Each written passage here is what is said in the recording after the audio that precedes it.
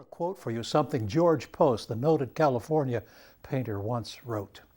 He said that every painting ought to have one largest size, then another large size, not quite so large, not necessarily right next to it, then 3 or 4 middle-sized pieces, then 8 or 10 little busy areas, and then you arrange them in such a way that they make a great composition. Now, every time I tell my students that in a workshop, they always laugh because it catches them off guard. You know, they're apt to be thinking that what's in front of you is what you use.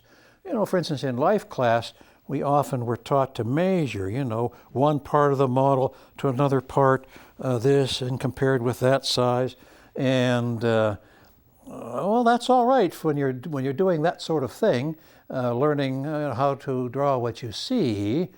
But we're talking now about creative artwork where size is something that you take charge of. You don't just accept the sizes in front of you, is the point I'm making.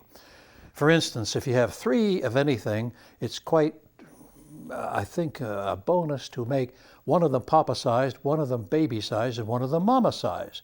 Papa, baby, mama, if you had 3 people.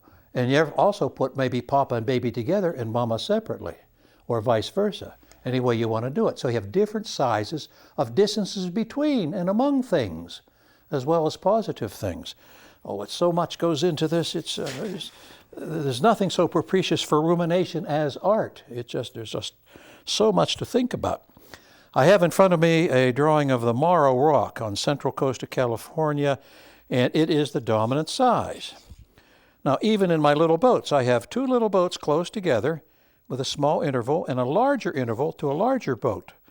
So you see, even with the way I divided up the smaller pieces, is with due regard to getting variety of size. And one size of so-called negative or sky shape on one side of Morro Rock is bigger than the other side. So, you know, that's recognizing then and using what we've learned about size. On this figure painting, which was made from observation, look how I fill the paper with that image. See, that's something Jerry Farnsworth said one time years ago, the noted oil painter. He said, fill the paper with your idea. You don't have to have a great big foreground. You don't have to have the whole county.